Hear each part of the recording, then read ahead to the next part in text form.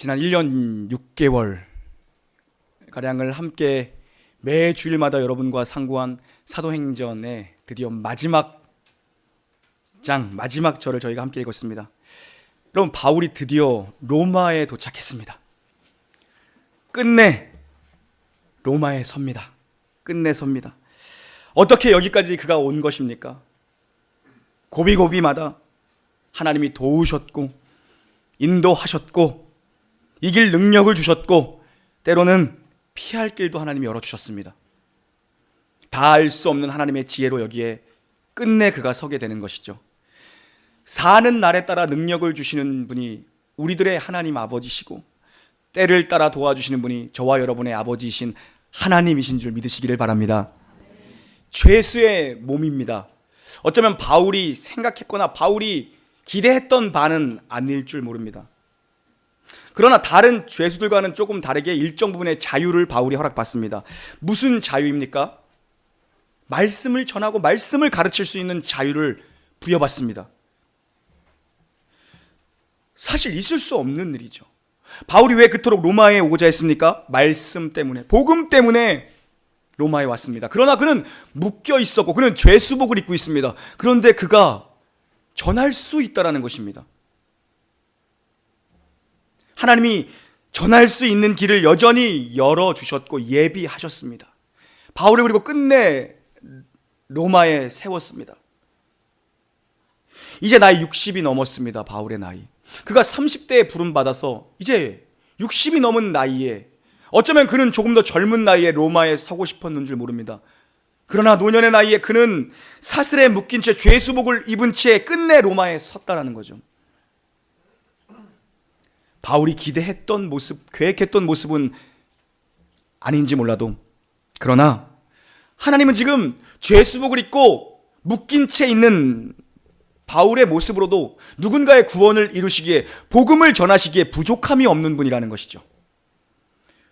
하나님의 구원 역사, 그게 이루어지는 식과 법은 세상의 식과 법과는 다른 거죠.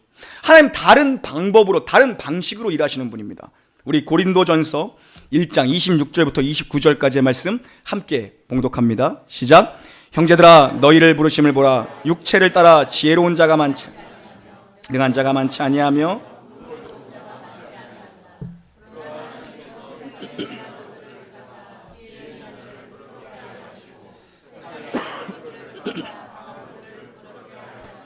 하나님께서 세상에 천한 것들과 없는 것들을 택하사 있는 것들을 폐하려 하시나니 이는 아무 육체도 하나님 앞에서 자랑하지 못하게 하려 하심이라. 아멘. 하나님의 방법은, 하나님의 방식은 늘 그렇습니다. 약한 것들을 들어 사용하시고 세상에 지혜로운 자, 문벌 좋은 자, 강한 자가 많지만 하나님은 미련한 자를 사용하시기를 기뻐하십니다. 그리고 미련한 방법으로 하나님은 일하시기를 기뻐하시죠. 멸시받는 자들을 택하시고 천대받는 자들을 택하시고 연약한 자들을 가지고 하나님이 일하신다는 것입니다. 없는 자들을 가지고 일하십니다. 내가 약할 때 강함이라. 약할 때 강하게 하시는 것. 나는 약하지만 강하신 하나님이 계시다는 겁니다. 나는 약하지만 내가 약할 때 강함이 되신다. 목회도 마찬가지인 것 같습니다. 약할 때 강함이 되고, 교회도 어려움 속에서 교회는 부흥하는 거죠. 어려움 속에서 그 어려움을 돌파해낼 때, 내가 강할 때는 주님의 자리가 없어집니다. 그러나 내가 강할 때 주님의 자리가 커지죠. 그래서 오늘 사도 바울이 아무도 자랑하지 못하게 하시려고 약한 자들, 미련한 자들, 천한 자들을 들어 세상의 문벌 좋은 자들과 지혜 좋은 자들을 부끄럽게 하신다라고 말씀하십니다. 약한 자들이죠. 제가 20대 때부터 영향을 많이 받은 목사님 이 두 분 계십니다. 설교 시간에 매번 말씀하는 남포교회 박영선 목사님, 그리고 그분에게는 설교의 영향을 정말 많이 받았습니다. 그분의 책을 거의 제가 다 읽었습니다. 그리고 목회적 영향은 오늘의 교회 하용조 목사님의 영향을 받았습니다. 그분의 선교 비전, 그 누구도 말릴 수 없는 비전이죠. 정말 뜨거운 분이죠.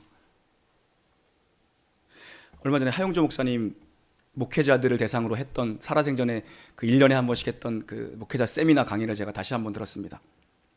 사도행전 강의를 마치면서 다시 한번 제가 들었습니다. 그 목사님이 이런 말씀을 하셨었죠. 이미 2000년도 초반에 하셨던 그 세미나였으니까요. 간암이 첫 번째 발병했을 때에 제일 걱정됐던 게 교회랍니다. 이 교회를 이제 어떻게 해야 되는 것인가? 그 많은 성도들을 이제 어떻게 해야 되는 것인가? 내가 후계자도 정해놓지 않았는데 이걸 어떻게 해야 되는가? 그리고 교회 당회에다가 휴가 신청을 냈대요. 나 좀 쉬겠습니다. 몸이 아파서라고 얘기하지 않고 내가 좀 쉬어야 될 것 같습니다. 그리고 미국으로 갔답니다. 주치의가 서울에서 수술을 받자고 했는데 그 큰 교회 목사님 모르는 사람이 어디 있습니까? 병원 들어가면 다 알잖아요. 여기서 내가 수술 받았다는 금방 소문이 교회에 나면 교회가 시끄러질 수 있겠다. 휴가를 내서 미국으로 갔답니다. 가족들만 알게 아무에게도 알리지 않고 첫 번째 간암 수술을 받고 조용히 왔답니다. 세상에 비밀이 어디 있습니까? 들어갈 때 아들이 아버지 수술 잘 받고 나오세요 그러더래요. 마치 전에 가만히 자기가 생각을 해보니까 수술을 잘 받을 수가 없더래요. 잘 해줘야지 되는 거지. 내가 할 수 있는 게 잘 받고 나오라 그랬는데 내가 할 수 있는 게 아무것도 없대요. 수술 잘하고 나오세요. 내가 할 수 있는 게 아무것도 없더래요. 잘 해줘야지 나는 잘 받을 뿐이다. 인생은 능동태가 아니라 수동태였다는 걸 배웠답니다. 그렇게 수술 마치고 이제 한국으로 들어왔죠. 근데 우리가 알다시피 7번, 8번을 간암 수술하셨습니다. 그분은. 그게 첫 번째 수술이었어요. 두 번째, 목회자들에게만 알렸답니다. 수술 받고 옵니다.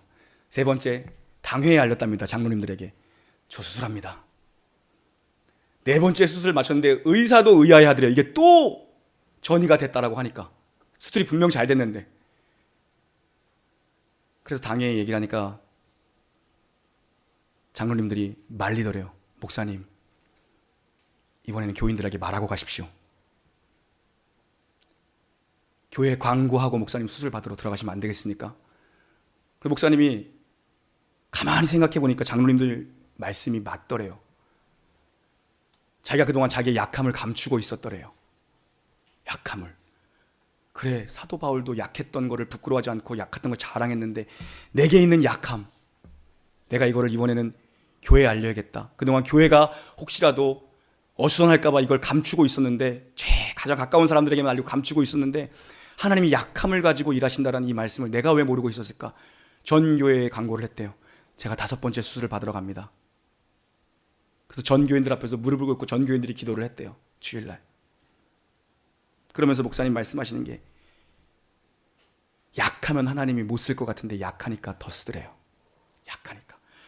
어떻게 올라가서 설교를 끝내고 올까? 어떻게 끝낼 수가 있을까? 강단에만 올라가면은 없던 힘이 생겨서 설교를 다 끝나게 하시더래요. 약하니까 하나님이 더 강하게 하시고, 약하니까 더 부흥을 주시더래요. 약하니까 온 교회가 더 기도를 하게 하더래요. 약할 때 강함 되시더래요. 그래서 능동태가 아니구나. 인생은 내 힘으로 내가 애써서 사는 것 같은데, 내가 애써서 목회한 것 같은데 그게 아니구나. 하나님이 기회를 주시니까 기회 있을 때 내가 그냥 한 것뿐이고, 하나님이 능력 주시니까 하나님 능력으로 그냥 내가 주신 시간 동안 한 거구나. 그거를 배우셨대요. 첫 번째 수술에서 배운 게 아니라 여러 번 수술을 하면서. 여러분, 지금 세상은 자기들이 바울을 묶었다고 생각합니다. 그는 죄수복을 입고 있고 그는 묶여있기 때문이죠. 로마의 권력이 그를 묶었다고 생각합니다. 그러나 실상은 그 반대입니다. 지금 이 간수는 바울을 지키고 있던 로마 황제의 친위대 소속의 이 간수, 이 군인은 사실 바울 옆에서 1:1 양육을 받은 거나 다름없어요. 우리 23절 말씀 한번 읽어볼까요? 23절입니다. 오늘 본문 23절 시작. 그들이 날짜를 정하고 하나님의 나라를 직원하고. 아멘. 세상은 바울을 묶었다라고 생각하지만 하나님이 어떤 길을 열어주십니까? 그가 복음을 전할 수 있는 길을 열어주시는데, 그는 이제 나이 많이 먹었습니다. 젊었을 때 같지 않아요. 그는 감옥에 있습니다. 그러자 하나님이 감옥으로 사람들을 줄지어 보내주십니다. 참 놀라운 하나님이죠. 이 사람이 찾아오면 이 사람에게 복음을 가르치고 아침부터 저녁까지, 저 사람이 찾아오면 저 사람에게, 유대인이 찾아오면 유대인에게, 이방인이 찾아오면 이방인에게 복음을 가르쳐줍니다. 바울이 전하는 복음을 옆에서 지키고 있던 간수장들은 그대로 수없이 듣고 있어야 됩니다. 바울이 기도하면 그들도 기도문을 듣고 있어야 되고, 바울이 찬송을 부르면 그들도 흥얼흥얼대기 시작하는 거죠. 3층에 가만히 앉아 있잖아요, 여러분. 오전 타임, 오후 타임, 야간 타임 3번이 돌아가는데 요즘 코요테 노래를 많이 틀어줘요. 목사가 맨날 가요 부르고 있습니다. 그 물드는 거예요. 가만히 있으면 가만히 나도 생각 없이 코요테 노래를 그냥 하고 있어.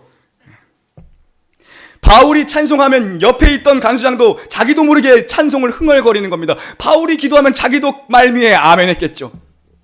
그래서 사도 바울이 감옥에서 쓴 편지가 무엇입니까? 빌립보서입니다. 그리고 에베소서죠. 빌립보서 4장 22절 우리 함께 봉독하도록 하겠습니다. 시작.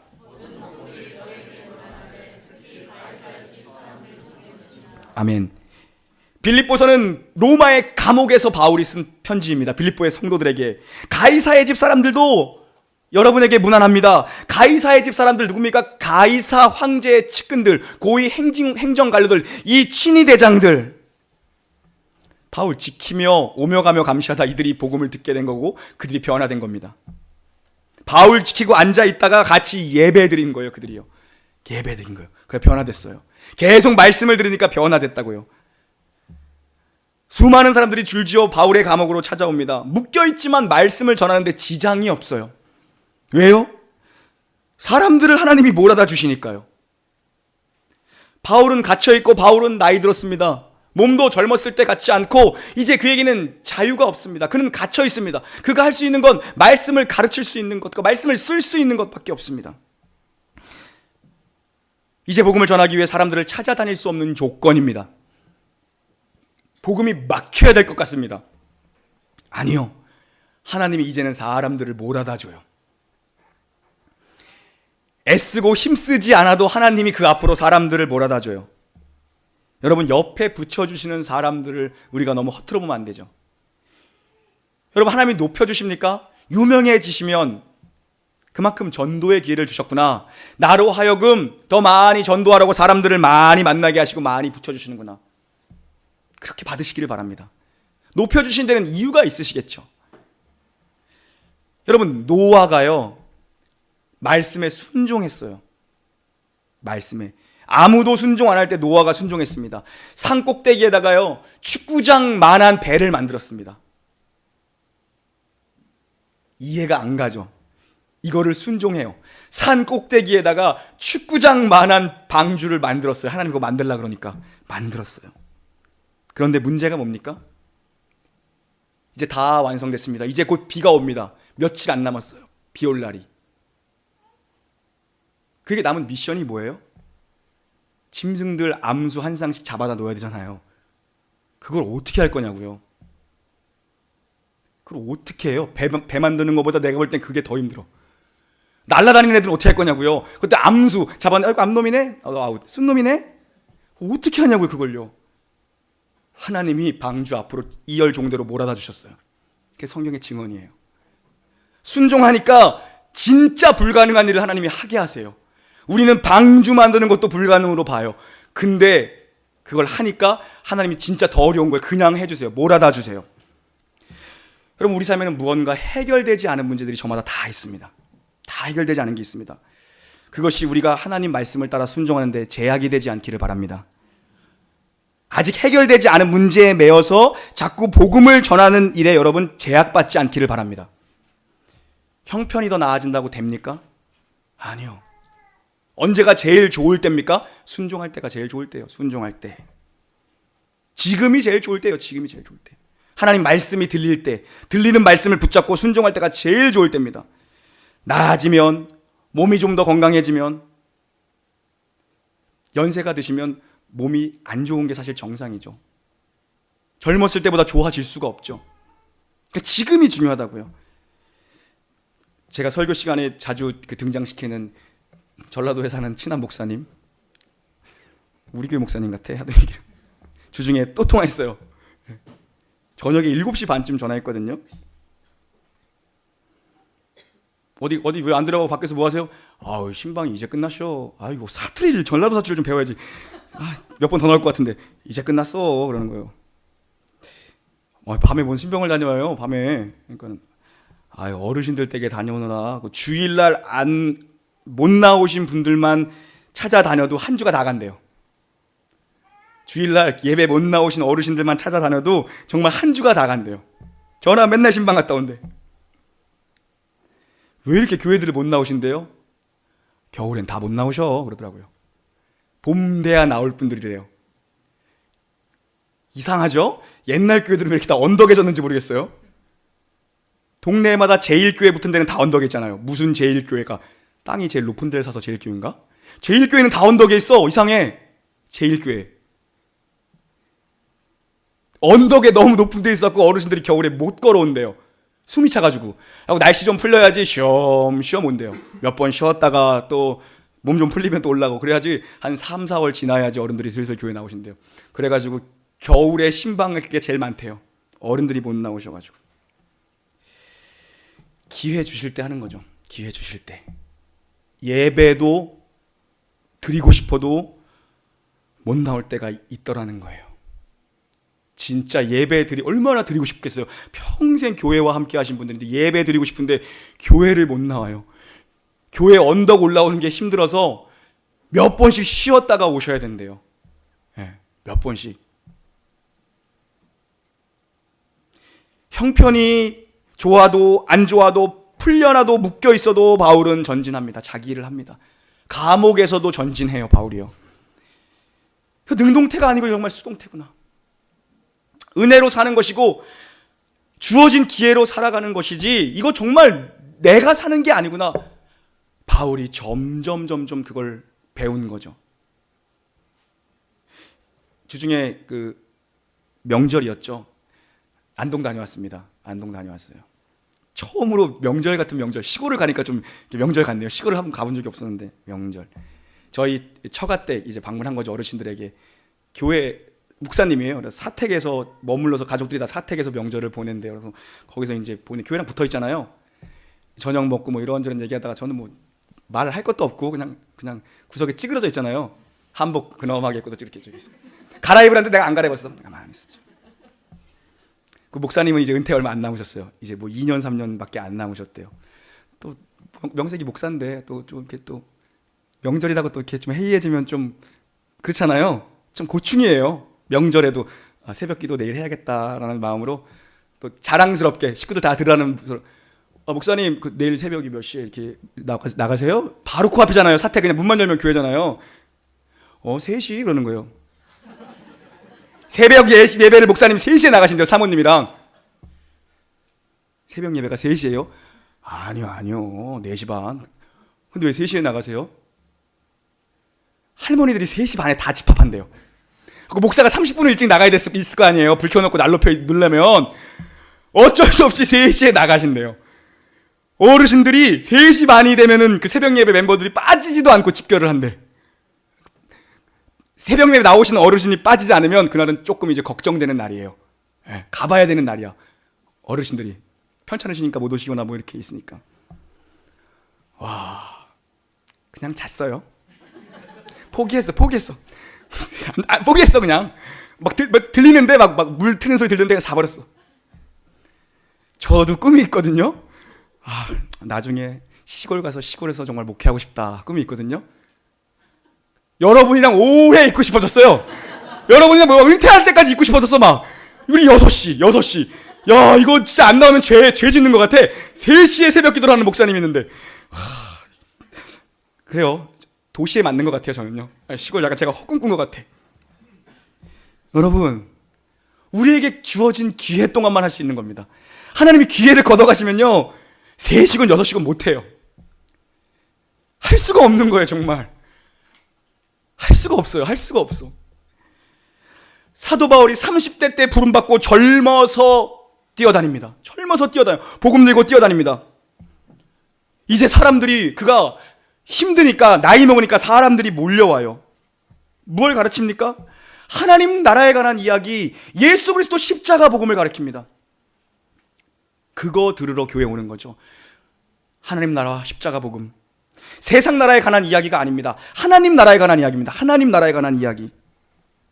그 나라는 예수 그리스도의 오심으로 말미암아 그 겨자씨만한 나라가 누룩이 부풀어 오르듯 부풀어 올라 결국 완성될 하나님의 나라를 이룰 것이다. 예수님을 통해서 이미 하나님의 나라는 시작되었습니다.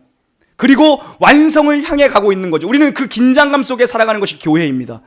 예수님 우리 구주 다시 오실 때 그 나라는 완성될 것입니다. 그 나라까지 믿음 다하여 살아가는 자들, 인내하며 핍박과 환난 속에서 인내하며 믿음을 지키며 살아가는 자들, 그리고 그런 교회들. 어떤 교회가 마지막에 남습니까? 예배하는 교회 남아요. 그리고 전도하는 교회만 남아요. 그게 성경적이거든요. 예배하는 교회가 남는다고요. 진짜 예배하는, 그리고 뭡니까? 선교하는, 복음 전하는 교회만 남을 겁니다. 마지막까지 어떤 핍박과 환난 속에서도 그 일을 성실하게 감당하며 인내하는 자들이 남을 겁니다. 완성될 하나님의 나라를 보게 될 겁니다. 초막이나 궁궐이나 내 주 예수 모신 곳이 그 어디나 하늘나라.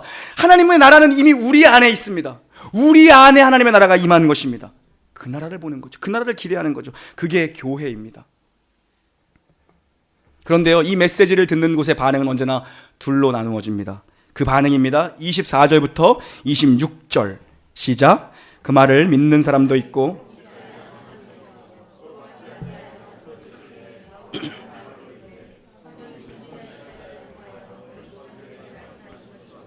일러스되 이 백성에게 가서 말하기를 너희가 듣기는 들어도 도무지 깨닫지 못하며 보기는 보아도 도무지 알지 못하는도다. 아멘. 사도 바울이 설교했습니다. 아침부터 저녁까지 말씀을 풀어 강론했습니다. 그런데 믿지 않는 자가 있었다. 좀 더 정확히 믿지 않는 사람이 더 많았습니다. 사도 바울이 했다고요. 아침부터 저녁까지요. 근데 믿지 않는 자가 있었다. 마찬가지입니다. 같은 말씀을 듣지만 어떤 사람은 하나님을 만나고 경험하고 변화가 일어납니다. 그 안에. 그러나 아무 일도 일어나지 않지. 어떤 사람은 이상하게 애들은 안 듣고 딴짓하고 있는 것 같은데 물어보면 알아요. 어른들은 잘 들었고 끄덕여요. 제목을 몰라. 제목을 몰라. 여러분, 잘 듣는 게 능력입니다. 잘 믿을 때에, 여러분 잘 들을 때, 믿음은 들음에서 나는 거죠. 그때 변화가 일어나요. 똑같은 복음을 듣는데 반응이 양분화돼요. 믿는 자와 예수 그리스도 믿는 자, 그리고 하나님 나라를 믿는 자, 믿지 않는 자. 그 결과가 하늘과 땅의 차이입니다. 별것 아닌 것 같은데 하늘과 땅의 차이입니다. 마가복음 16장 15, 16절 말씀 함께 봉독합니다. 시작. 또 이르시되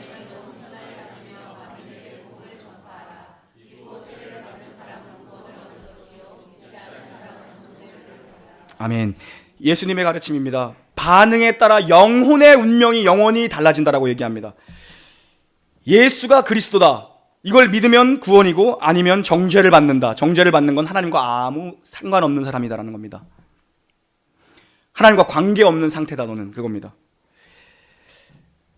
이 얘기를 하면 세상은 그리스도가 예수다 이 한마디를 믿으면 구원을 받는다, 이 얘기를 세상이 들으면 그게 말이나 되냐, 코웃음 치고 조롱하고 예수 믿으면 천국이고 아니면 지옥 간다, 그거 말하면 무슨 소리를 하는 거냐라고 얘기합니다. 더 나아가서 그것만 아니면 내가 교회 다니겠다. 목사님이 뭐 나쁜 얘기하는 것도 아니고 좋은 얘기 하시는 것 같은데 그것만 아니면 내가 종교활동 하겠다라고 얘기합니다. 그러나 죄송하지만 그런 기독교는 존재하지 않습니다. 생명은 예수 안에만 있다. 길이요 진리요 생명은 오직 예수 안에만 있다. 이거를 놓치면 교회는 모든 걸 사실 놓치는 겁니다. 이 예수 그리스도로 말미암아 하나님의 나라가 임했다. 그 완성될 하나님의 나라를 향해 오늘 우리가 걸어가는 것이 교회다. 그리고 그 나라가 완성될 때에 우리 모두는 그 나라의 백성이 될 것이다. 그거죠. 여러분, 믿음을 지키며 사는 것이 점점 어려운 시대가 오고 있습니다. 박해와 고난의 시대가 오고 있습니다. 복음을 전하는 것이 점점 어려운 시대가 오고 있습니다. 그러나 복음은 거기서 멈추지 않을 것입니다. 유대인에게서 이방인에게로, 한국이 거절하면 또 어딘가로, 하나님의 복음은 결코 멈추지 않을 것입니다. 그러나 우리에게도 복음을 전하는 것이 고난이 될 때가 오고 있죠. 그래서 어떻게 우리가 복음을 들었습니까? 계속해서 장작들이 불이 불에서 옮겨 붙듯이, 불에서 불이 옮겨 붙듯이 이 나라까지 온 겁니다. 전무하죠. 기독교 100여 년 만에 이런 놀라운 역사를 본 나라가. 불은 장작에 옮겨 붙어야 불이 꺼지지 않습니다. 누구에게 여러분에게 있는 불씨가 누구에게 옮겨 붙어져야 됩니다. 시들시들해졌을 때는 어떻게 됩니까? 전도를 하면 시들시들했던 게 다시 탈아나요. 전해야지 내 안에 있던 불씨가 다시 살아난다고요. 이 사람한테 붙어져서 나까지 같이 타는 거죠. 교회도 마찬가지입니다. 새로운 사람들이 계속해서 와야 교회도 활활 타요. 여기가 좋사오니 초막셋을 짓고 우리끼리 있으시다. 꺼져요. 새로운 장작들이 들어와야 돼요. 계속 타야 됩니다. 연료가 계속 타야 돼요. 옆에 있는 사람의 불씨로 나까지 활활 타야 된다고요. 계속해서. 기독교가 여기까지 올 수 있었던 것은 계속 불이 옮겨져 왔기 때문이죠. 사도행전의 마지막 절입니다. 마지막 강해의 마지막 절 30절 31절 봉독합니다. 시작. 바울이 온 이태를 자기 셋집에 머물면서 자기에게 오는 사람을 다 영접하고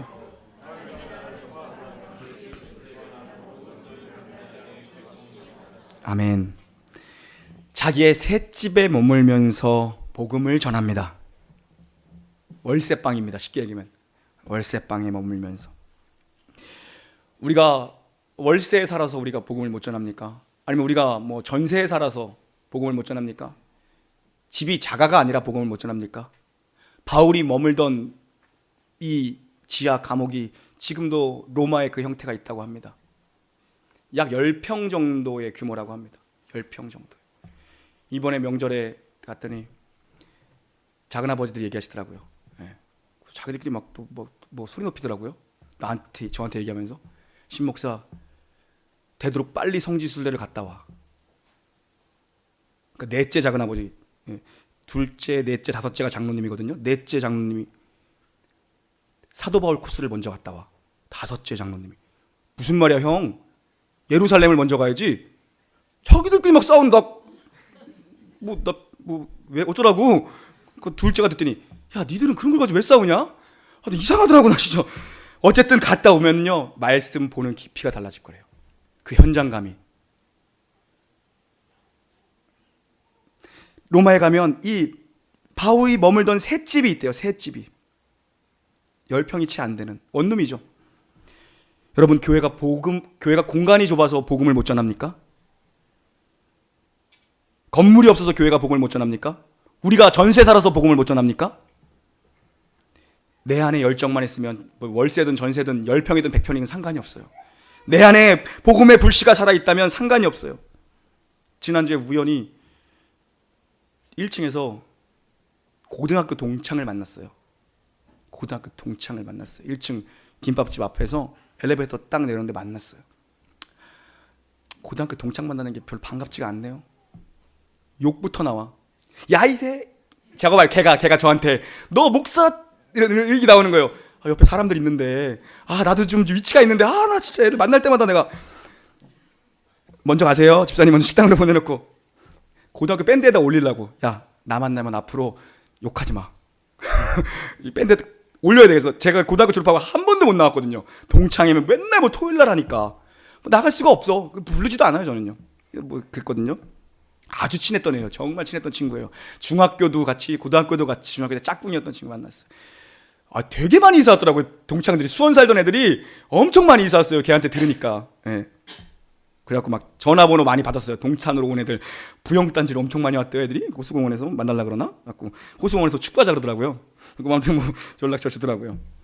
그래서 오랜만에 궁금한 애가 있어서 전화했어요. 걔한테 그러더니 야 너네 교회 그 노래방 옆이지? 그러는 거예요. 이해하고 들으십시오. 그냥 친구들이 하는 말입니다. 노래방 옆이지? 야 거기 몇 번 갔어. 야 무슨 교회가 되냐 그거 교회가? 노래방 옆에서? 내가 잘 돼? 그랬어요. 잘 된다? 그랬어요. 걔들 수준에 맞춰줘야 되니까 잘 돼? 그러니까는 야 그 다행이다. 야 그래도 야 거기 뭐 이렇게 뭐 죄송합니다. 아가씨는 안 불러주더라. 죄송합니다. 예.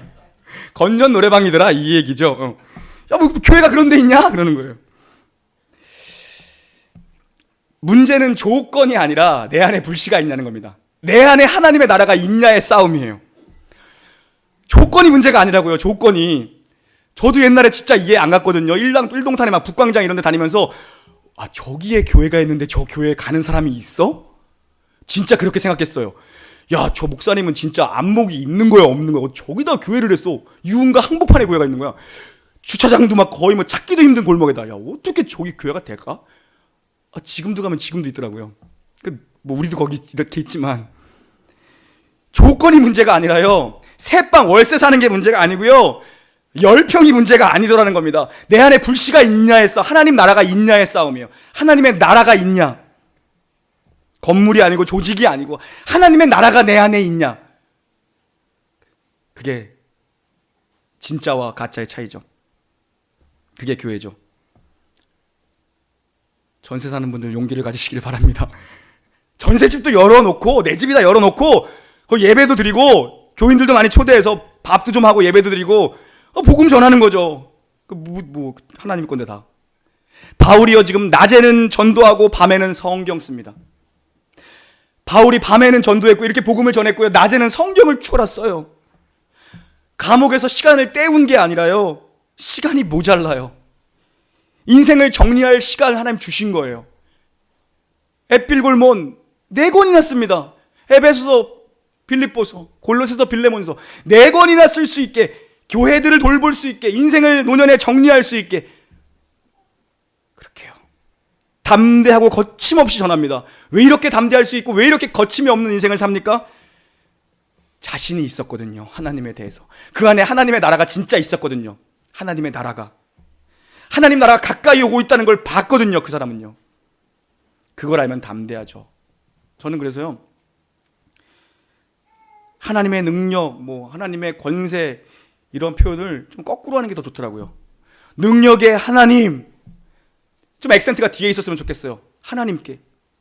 능력의 하나님, 그분의 능력보다 하나님 자신이 더 우리에게 너무 귀중하고, 그 하나님이 너무나도 만나고 싶고, 그 하나님과 함께 일하고 싶고, 권세의 하나님, 하나님의 액센트, 그 하나님이 나와 함께하면 이 모든 것들도 능히 할 수 있습니다. 그 고백. 여러분, 사도행전 이 마지막 31절이 뭔가 좀 어색하게 그냥 흐지부지하게 그냥 끝나버려요. 거침없이 가르치더라. 그냥 뜬금없이 끝나는 것 같습니다. 여러분, 누가가 썼습니다. 누가는 의사입니다. 똑똑한 사람이고 논리적인 사람이죠. 그 누가가 썼는데 마지막 인사도 없고 마침말도 없습니다. 여러분이라면 이 편지를 어떻게 마무리하시겠어요? 바울의 죽음 정도를 이야기해 줘야 되지 않겠습니까? 바울이 로마에서 순교한 이야기를 좀 해줘야 하지 않겠습니까? 그렇게 주를 위해 살던 사람 바울이 그렇게 죽었다, 이런 얘기가 있어야 되지 않겠습니까? 그런데 안개 사라지듯 그냥 끝나버려요. 그냥 문을 닫아버려요. 아니요, 미완료로 그냥 둬버립니다. 왜요? 사도행전의 주인공은 사도 바울이 아니었기 때문입니다. 하나님 나라와 우리 주 예수 그리스도, 그분이 주인공이요, 이것은 교회의 행전이며 이것은 성령님의 행전이었기 때문입니다. 사도 바울의 행전이 아니라 교회의 행전, 성령의 행전이었기 때문인 거죠. 이것이 바울의 이야기입니까? 아니요, 하나님의 이야기입니다. 하나님의 이야기. 성령께서 일하시는 교회의 이야기죠. 그가 가는 곳마다, 성령님이 바울을 이끌고 가시는 곳마다 교회가 잉태됩니다. 교회를 출산합니다. 교회가 아프면 다시 그를 통해서 교회를 고쳐주십니다. 그 교회가 교회를 잉태하도록 하나님이 발걸음을 인도하십니다. 복음이 필요한 땅에 그 요충지마다 그를 인도하셔서, 그의 계획이 아니라 성령님의 계획으로 그를 이끌고 가셔서 그곳에 교회를 세우시죠. 가는 곳마다 복음이 전해지고, 교회가 교회를 낳고, 교회가 교회를 치유하고 고쳐주고, 교회를 세워주는 교회, 사도행전적 교회. 우리 교회가 그런 교회 되기를 주님의 이름으로 축원합니다. 사도행전은 28장의 책입니다. 1년 6개월 동안 우리가 한 단락씩 살펴보았습니다. 그런데 미완성인 채 그냥 이렇게 흐지부지 끝나버려요. 저도 좀 멋지게 좀 엔딩을 하면서 1년 6개월을 달려왔는데 끝내고 싶은데 그냥 흐지부지 끝나요. 왜 그렇습니까?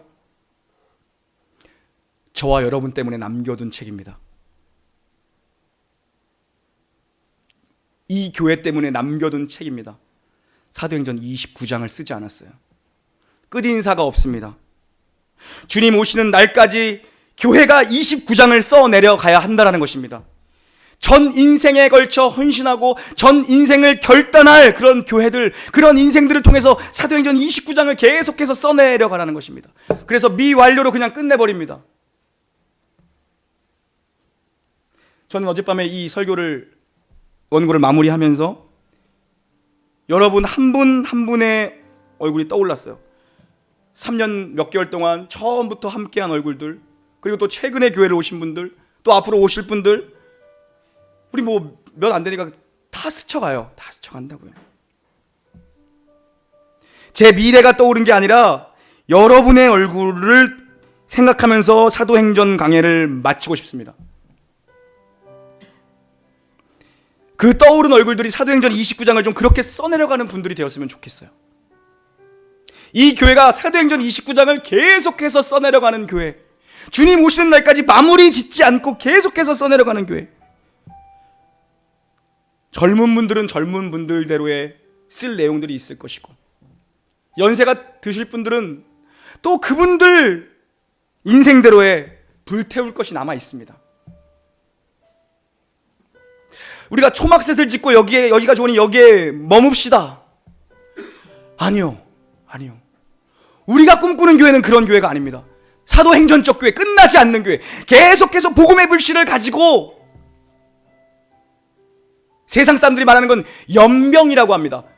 세상 사람들은 복음이 연병처럼, 저들이 연병 걸린 자 같다고 합니다. 뭡니까? 그렇게 급속도로 복음이 번져나갔다는 것입니다. 복음에 병이 들어서 복음 때문에 튀는, 복음의 불똥을 튀는 사람들, 복음의 불똥을 튀는 교회. 이 바울의 걸어온 인생을 보십시오. 성령께서 바울을 인도하신 걸음을 보십시오. 그의 계획대로 다 갔습니까? 아니요. 막으실 때도 있고 열어주실 때도 있고 불가능을 뛰어넘기도 하셨습니다. 그런데 반드시 그곳엔 교회가 세워졌습니다. 사도 바울이 가는 곳에. 그게 필요하다고요. 우리가 때와 시기는 다 다르지만 하나님께서 여러분을 저희 교회로 모아주신 거예요. 그냥 하나님이 모아주셨다고요. 담임 목사의 비전을 쫓아 함께 사도행전 29장을 써내려가라고. 액츠 29의 비전, 사도행전의 비전을 계속해서 써내려가라고. 무엇입니까? 복음으로 사람을 세우고, 복음으로 교회가 교회를 세우고, 병이 든 교회가 있으면 다시 그 교회를 회복시키고, 어려운 교회가 있으면 다시 그 교회를 일으키고, 교회가 교회를 낳고, 주님 오신 날까지 계속해서 이 복음이 머물지 아니하도록 하는 것. 사도행전 29장의 역사. 이 사도행전을 마무리하면서 여러분들의 얼굴이 떠올랐어요. 우리가 해야 될 일이 뭡니까? 여기가 좋사오니. 아니요. 하나님이 주시는 사명을 가지고 뛰는 거죠. 젊은이들은 젊은이들대로, 연세 드신 분들은 많은 경험과 노하우를 가지고 또 뛰는 겁니다. 우리 교회 3대 슬로건이 무엇입니까? 영광을 향해, 미래를 향해, 열방을 향해. 결국엔 이게 뭡니까? 영광을 향해, 예배의 영광을 봐야 됩니다. 예배 안 드리고 아무것도 못해요. 예배 드리는 교회만 살아남아요. 예배 잘 드리는 교회, 영광을 향해. 미래를 향해 뭡니까? 우리 대에서 끝이 날 겁니까? 이 복음의 전수가, 이 계승이 다음 세대를 믿음으로 양육하는 거죠. 미래를 향해. 그리고 마지막 어디를 향해 가는 겁니까? 열방을 향해. 우리가 속해 있는 이 지역부터 열방을 향해 뛰는 겁니다. 열방을 향해. 주님 오신 날까지, 끝까지. 여러분들이 그런 비전을 함께 가졌으면 좋겠습니다. 이 땅에서 잘 먹고 잘 살아서 아파트 2채 갖는 것이 내 인생의 목표가 아니라 열방을 향해 뛰는 것.